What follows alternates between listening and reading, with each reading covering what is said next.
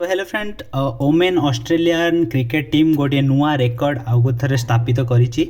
सो पाखापाखि 7th record बा 7th title Australia कौन करिछि काहाकू हरैछि ना इंग्लैंड को हरैकी ऑस्ट्रेलिया 7th टाइटल बा आईसीसी वुमेन्स कप रो 7th टाइटल को सी अत्यार करिछि।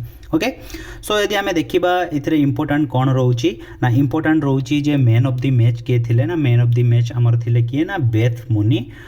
सो देखिपे आपण ऑस्ट्रेलिया ए केते रन करथिला ऑस्ट्रेलिया पाखापाखि 141 रन करके टाइटल को हासिल करथिला। माने ओबियसली इंग्लैंड से कम रन टार्गेट देइथिला।